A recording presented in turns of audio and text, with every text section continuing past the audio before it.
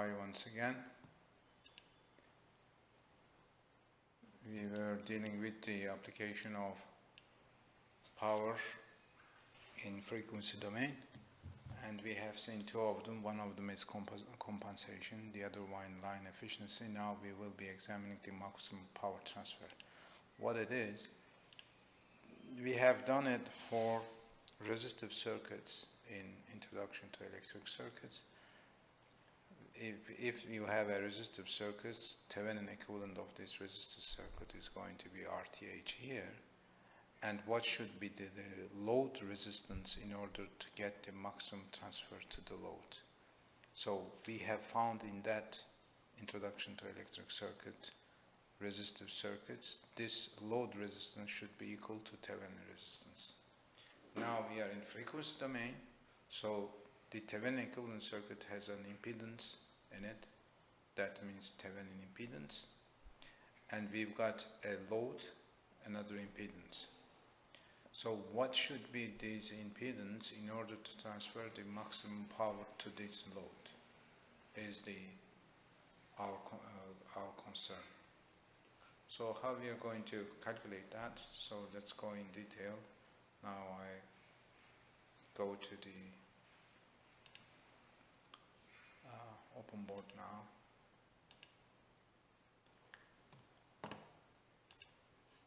Here is our circuit. So our aim is to find the average power of this element. The average power is P is 1/2 V I conjugate. So the real part of it, so no area here, so real part of this is P average. So that V is this V, so this element power, so that means load power, load average power, and this current here, make a different color here, is this current here. So let's do this calculation. Go back to normal color now. So P average is real part 1/2. What is that V? Now this ZTH is in serial to that ZL. So the equivalent impedance is ZTH plus ZL. If I divide this phasor of VTH over ZTH ZL, I'm going to find the current in this loop, isn't it? So this current is this element current, also this element current, and negative of this element current. So what I said here, VTH over ZL plus ZTH gives me I, that is I.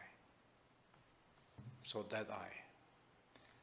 So complex conjugate of it, so I'm going to get complex conjugate of it and complex conjugate of this. So this is now this I dash. I'm going to write here this voltage, that V. If we calculated I, if I multiply this I with ZL, I am going to get V.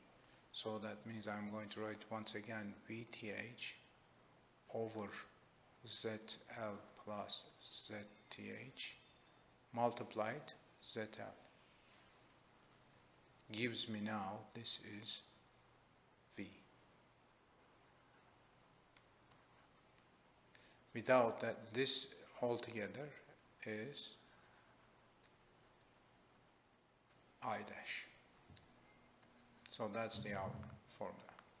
Now if I write it once again, P average, real part of 1/2, VTH multiplied VTH complex conjugate gives me V effective square.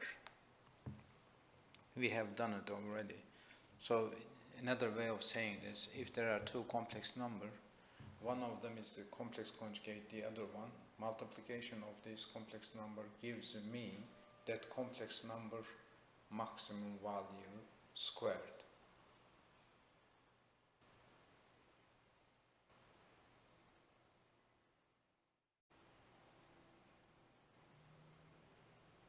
So 1 over 2 is going to give me the effective of it.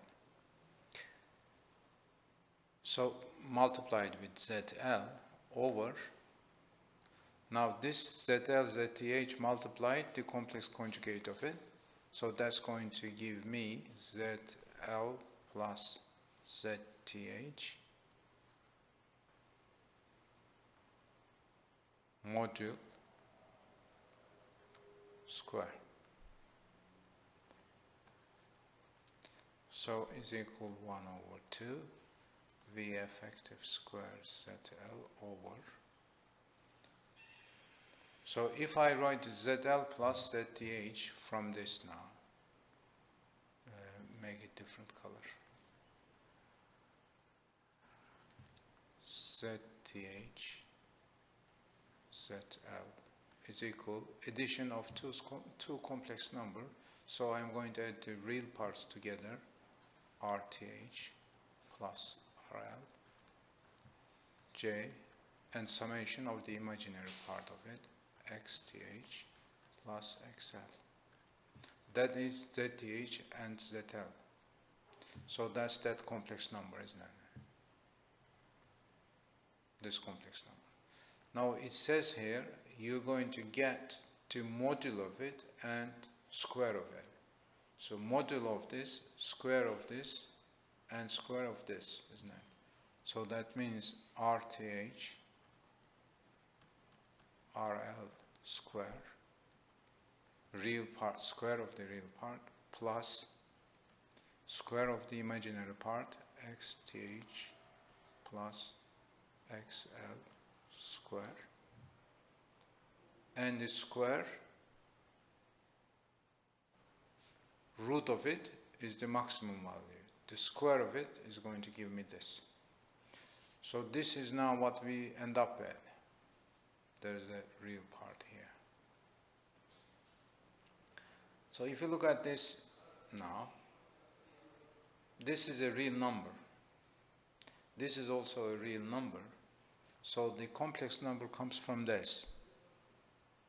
So this ZL is equal, it is already written here, ZL RL plus X GXL. So if you take the real part of it, it's going to end up at 1 over 2 R effective square ZL RL, real part of it is going to be RL, isn't it? Because of that, I'm going to get the real part of it, and this is the only complex number. This is all the rest of them of real number. So I wrote if this real number here, RTH RL square R plus XTH plus XL square. So that is the real part of it. Now this is the only complex number. When you take the real part of it, it's going to be the RL side of it. So this RL side. So conclusion is this. That is the average power. So I would like to maximize this average power for the values of RL and XL. Why is that? Because I am looking for what should be the load impedance in order to get the maximum average power to that load. So I am going to get the dP, that's the function, over dRL is equal to 0 in order to find the RL value. And similarly, this function should also be, this function derivative with respect to XL should also be equal to 0. So that means this equation tells me find out the RL value which makes this function maximum, and similarly this calculation of XL value with respect to this power makes the power maximum power. So there are two equations and there are two unknowns. Let's start with this one. You will see why we're going to start this one. So we are going to get the derivative of this function with respect to XL. This is a rational function, and this numerator doesn't depend on XL. So that means derivative of this numerator is equal to 0. Multiply this one gives you 0. So no term I'm going to write here. And then what I am going to do, find the derivative of the denominator with respect to XL. So I'm going to get the derivative of this. So 1 over 2, derivative of this minus multiplied with this REF square RL times this derivative with respect to XL. So derivative of this is 2xth XL. Inside this function, derivative is equal to just 1, isn't it? The derivative of XL with respect to XL is 1. This is the function derivative. So this is a real, positive real number, as it's a constant. Derivative of it with respect to XL is going to be 0. So that is the derivative's numerator. If we consider this as a k, so it's going to be over k square. So equal to 0. What I have done here, find the derivative of this function with respect to XL and equal to 0.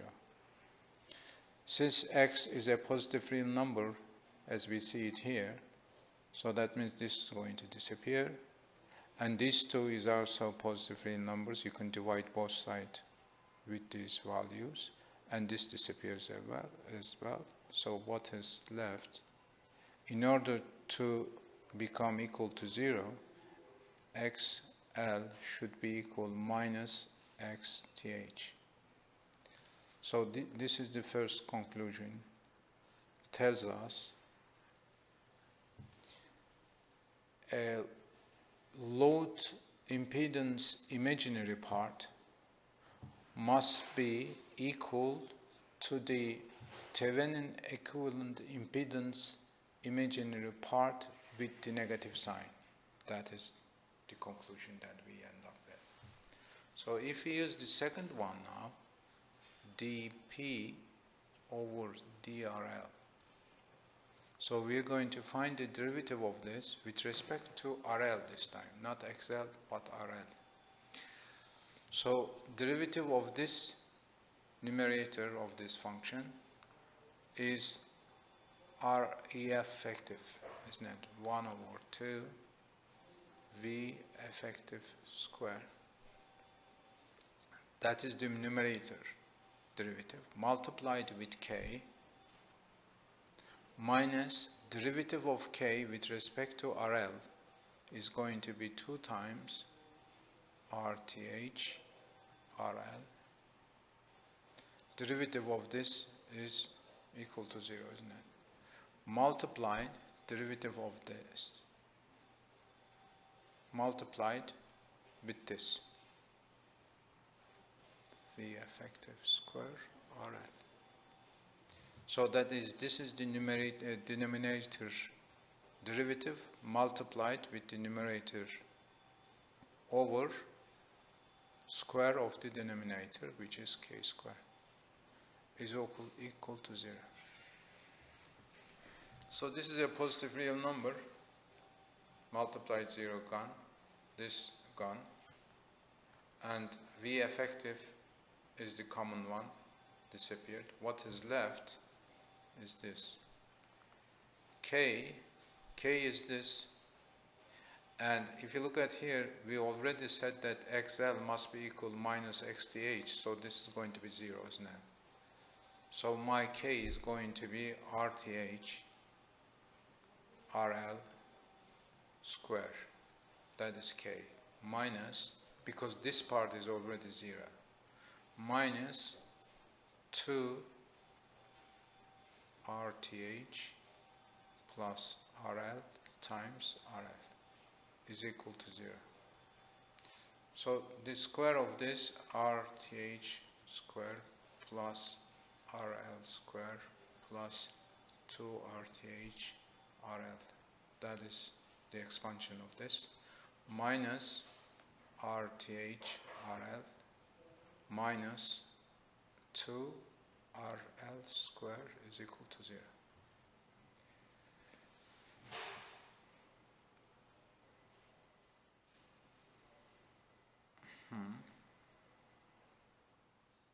So I made a mistake, did I? Okay, there's going to be 2 here, isn't it? 2 times RL times RTH, isn't it? So this is 2 plus RTH RL, that's minus, so this has gone. And this is minus 2 RL square, this is RL square, so RTH square plus minus RL square equal to 0. From that, RTH is equal RL. So that is the second conclusion, which says the load impedance real part must be equal Thevenin equivalent impedance real part. So if you consider those two, then ZL impedance should be equal Thevenin impedance real part, which is X RTL